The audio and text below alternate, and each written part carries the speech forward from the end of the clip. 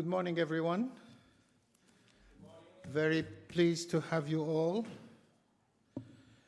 And it's for me a privilege to be with you, particularly here in Narva, where I would like really to extend to you a warm welcome, despite the cold weather. We gather again in Narva for the third time at the invitation of the SSCW, the Siloamé Child Welfare Organization. And I would like to start with a very, very warm word of appreciation to Mrs. Irina Kolikov, President of the SSCW organization, and Vasily Kolikov, who is behind the organization of this gathering. And I would like to thank them on behalf of all of you for the relentless efforts they are continuously deploying to serve the principles and values of peace, mutual understanding, and civil commitment.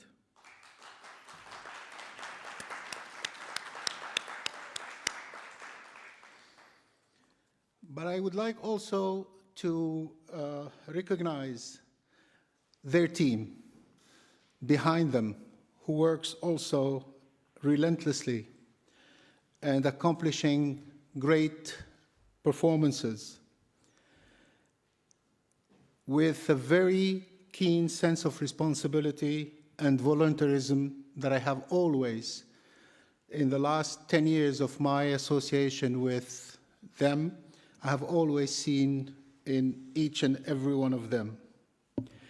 In previous conferences, we have addressed several issues, from security to technology to climate change and international cooperation, in an attempt to draw a vision for a future development that the next generation can build on. This time, we bring together officials and experts to present and discuss several aspects of the security issues linked to the war in the Ukraine and its repercussions on peace, stability, energy and food security, the environment in Europe, the Mediterranean, and the North African region. We will try to understand the parameters of the new international order and how it will impact us. The war in the Ukraine has erupted at a moment the world is still struggling with the severe economic and social impact of the coronavirus pandemic, with many countries still at that point in the eye of the health cyclone. Other countries, particularly in Africa, were slowly reconnecting their economic situation with the dynamics of production and in the process of mending the severe strains affecting their economic and social balances. All over the world, the international scene is reorganizing. The Western Alliance, particularly the NATO structure, is expanding, and the Eastern Bloc is forming a new alliance between China, Russia, and the rest of the BRICS. The energy sector is also going through major difficulties with, on the one hand, the shrinking market due to the Western sanctions on Russia, and on the other hand, skyrocketing prices many developing countries cannot afford. The return to coal as a source of energy to replace oil and gas from Russia is impacting directly and unfortunately for the duration the climate crisis and worsening the repercussions on several regions, particularly the Mediterranean region, as we have witnessed recently. Food security, both in terms of availability and cost, represent another major concern for developing countries, particularly for wheat-consuming countries, such as those of North Africa, who depend on grain imports from Russia and the Ukraine. What type of balance of power will emerge from the conflict in the Ukraine? What would be the new geopolitical structure or organization of Europe after this conflict? And how this will have as an impact both directly and indirectly on other areas of tension, unfortunately also in Europe with Moldova and the vicinity, but further east, Taiwan, in the Middle East with the Palestinian issue still on, North Africa and the Sahel countries. What possible solutions do we have or can envisage? Can renewable energies solve the energy problem? Or do we need to control and obviously reduce demand on energy and therefore impacting our development process? Is technology the answer to the questions? What kind of new international order we are about to usher in? These and many more issues will be presented and discussed in the various segments of our conference, and we hope that recommendations and proposals will emerge which can help us better understand and prepare ourselves and our regions for the new international order to come.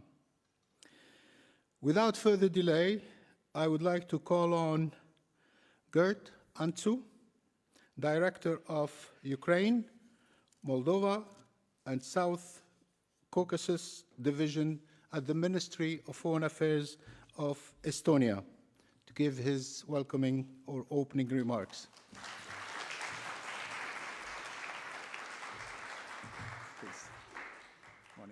Good morning. Shukran. Very good morning to everyone. Ahlan wa sahlan. Дуже радий вітати усіх учасників з України. Welcome to the conference and welcome to Narva. I'm bringing you greetings from Urmas Reinsalu, the Estonian Minister of Foreign Affairs. It's, always life is busy for any Minister of Foreign Affairs, but with the things happening today in the world, it's even busier. And the upcoming Estonian parliamentary elections in a few weeks are not making the things easier for the schedule, of course. We are here today in Narva on the eastern border of Estonia, and I don't like the question too much, but I think, the elephant in the room, one should still mention it. I mean, at some point it was popular in the Western media to ask, is Narva next?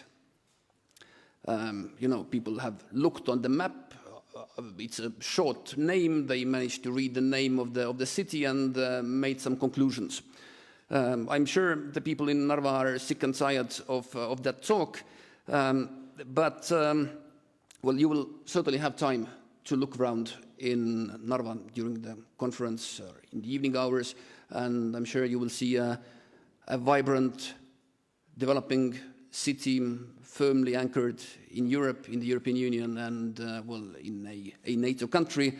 So the only sense in which Narva might be next is as a next excellent venue for international conferences. And I'm sure you will come to appreciate that.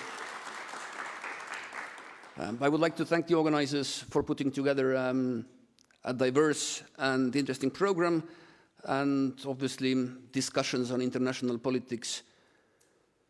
They are more real and relevant today than ever before. So I'm sure it will be interesting, useful, and it will contribute to many exciting ideas, new contacts made, and new friends made as well. In Estonia, we celebrated the 103rd anniversary of the Tartu Peace Treaty yesterday. That was the treaty marking the end of our independence war against Soviet Russia. So the peace treaty was concluded in 1920. And actually, it was in Narva that the war started on the 28th of November, 1918. On the way here from Narva-Jõesuu this morning, we discussed that, well, as the big war, the Russian aggression against Ukraine, it started on the 24th of February, which is the Estonian National Day, and that will it forever kind of negatively taint our national day. But I'm sure when it all will be over, we will mark the Victory Day of Ukraine and will celebrate and remember that date more than the 24th of February. When the war started, the Russians, the Soviets, they created a Estonian workers' commune in Narva, which was a sort of precursor of today's so-called Donetsk People's Republic or Luhansk People's Republic, and it was as fake, created by the outsiders, and luckily even much more short-lived than those people's republics. But well, it used to be ancient history. Well, something you teach school children, something that happened 100 years ago. But with the war in Ukraine, well, it becomes obviously more relevant, more emotional. And again, on the way from Narva-Jõesuu, you look at the neighboring country across the river with a bit different eyes than earlier. But well, the war 103 years ago, it ended with Estonia liberating all its territory and becoming a truly independent country. Well, this is the only way the war can end for Ukraine as well, liberating the territories, restoring the territorial integrity and sovereignty of Ukraine, because if not, well, then we would send a signal that crime pays. You know, you can attack your neighbor, take some of its territories and become bigger, and, you know, it's fine. Well, obviously, such an outcome, such a world, we would not like to see emerging, and such a world we cannot accept. But before that will happen, before the end, presumably victorious end to the war will come, obviously we have to do everything that we can to support Ukraine and in order to bring about the victory. And Estonia, 100 years ago, we won the war because of the bravery of our students, school children, and others who joined in to defend their country. But it was not only us. It was also the Finnish volunteers. It was the British Navy. And together with the help of others, we managed to beat a so much bigger neighbor than, well, surprisingly for many, because, well, Estonia obviously being a much smaller country. So likewise, the world needs to stand by Ukraine and intensify the weapons shipment, but also humanitarian assistance, everything from blankets to generators, in order to help the Ukrainian people survive the winter, but in the end to win the war. And at the same time, we should make life as difficult as possible for the Russian Federation. On the side of the European Union, we are already working on the 10th package of sanctions. Many countries have joined the oil price cap, which is reducing the revenues of Russia from oil exports. And we have to periodically review the cap in order to make sure that it really works. And eventually we have to bring some sort of justice to it and bring the war criminals in Russia to justice. And there should be an international tribunal established, but well, that's for the future.